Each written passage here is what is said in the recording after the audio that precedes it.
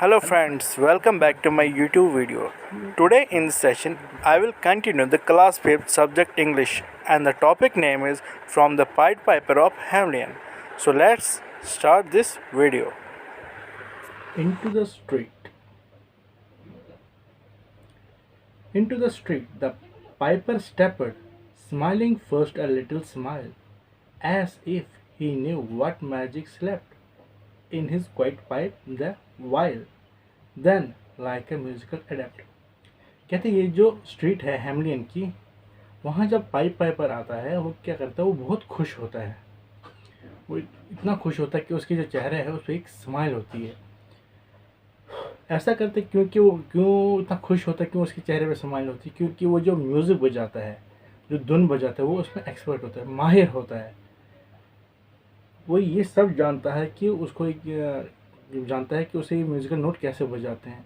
उसमें इतना पावर होता है, इतनी जादुई शक्ति जैसे होती है कि वो जानता है कि वो जो वहाँ हेमलिन के जितने भी चूहे हैं उनको आराम से, आसानी से वहाँ से बाहर निकाल सकता है।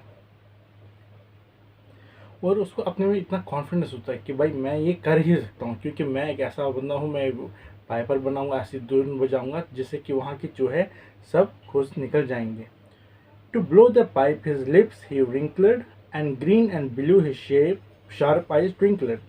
Like a candle flame where salt is sprinkled, and ere the three shrill notes the pipe uttered, you heard as if an army muttered, and the muttering grew to grumbling.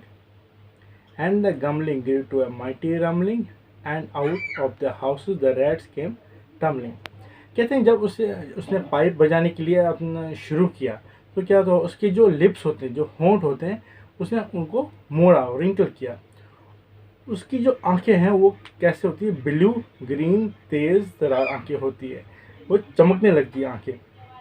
वो इतना एफर्ट करता है कि क्यों करता है इतना effort, ताकि वहाँ के जो है निकल जाए। कहाँ से? शहरों से निकल जाए। कौन सा शहर है? हेमलिन शहर। जब वह फ्लूट बजाता है उसकी आंखों में इतनी चमक आती है जैसे कि मोमबत्ती की रोशनी जो होती है, अगर उसमें हम थोड़े थोड़े साल्ट यानी नमक छिड़क तो उसमें क्या होता है, एक पॉपिंग साउंड आती है, और जिससे कि हल्की हल्की चिंगारियाँ निकलनी शुरू होती है। और उस समय जो वो चिंगारियाँ निकलती है उसमें क्या होता है, उसमें एक ब्लू यानी ब्लू का कलर, ग्रीन कलर, ऐसे के नीले सब्ज कलर तरह के रंग जैसे निकलने थे, वैसे ही उसकी आंखें चमकती थी। किसकी? पाइपर। पहले जो 3 नोट उसके पाइप से निकले थे ऐसे निकले जैसे कोई जैसे कोई खुद ही अपने आप से बातें कर रहा हो। आहिस्ता आहिस्ता आराम से फिर क्या होता है, उसकी जो साउंड यानी जो धुन है वो थोड़ी पहले हल्की होती है, फिर भारी जैसी होने लगती है, फिर उसके बाद जो और ज़्यादा भारी होने लगती है,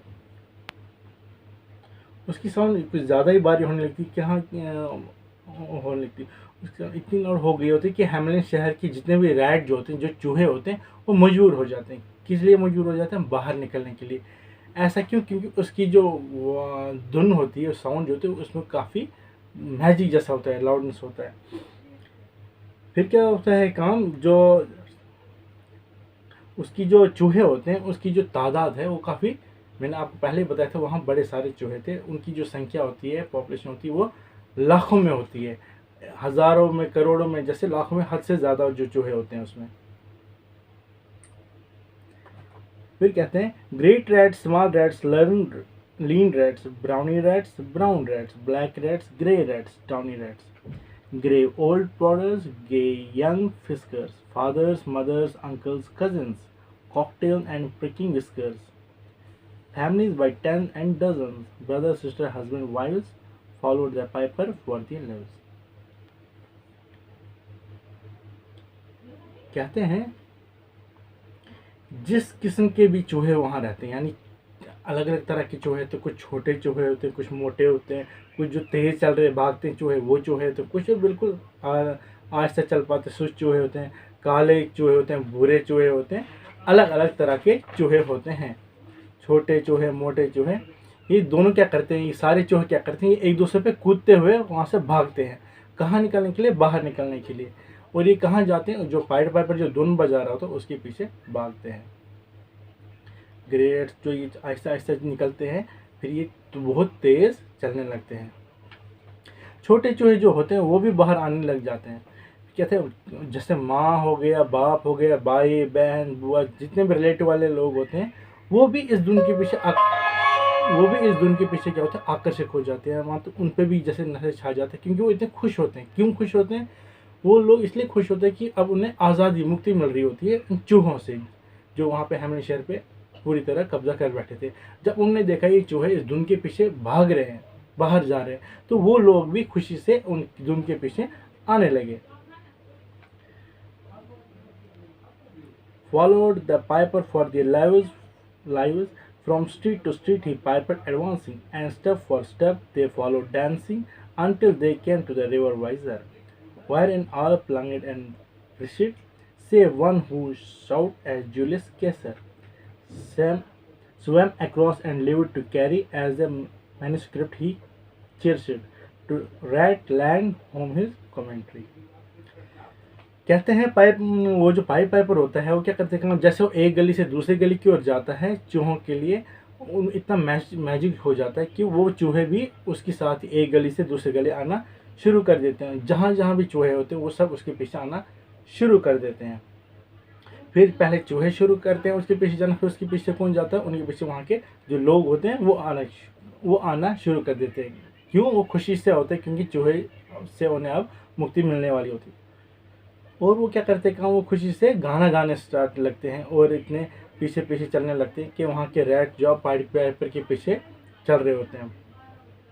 जब वो क्या करते हैं कि जब दरिया नदी के जो है वहाँ की दरिया वैजर जो है, और जब वहाँ तक पहुँचते हैं तो पाइपर ऐसे पीछे भाग रहे होते हैं, जैसे चूहे ऐसे पीछे भाग रहे थे जैसे उनको लगता है वो किसी अच्छी जगह जा रहे हैं, ऐसी जगह जहाँ उन्हें अच्छी अच्छी चीज़ें मिलेगी, खाना मिलेगा, सब कुछ मिलेगा। इसलिए वो खुशी से उसके पीछे चल रहे थे और उनको जैसे नशा सा, जैसे जादू चल रहा था, इसलिए उसके पीछे भागे जा रहे थे। क्या होता है ये, वो सब क्या करते काम, वो सब जब वैजर नदी के पास पहुंचते हैं तो वो सारे चूहे उस दरिया में छलांग लगा देते हैं और सब के सब मर जाते हैं।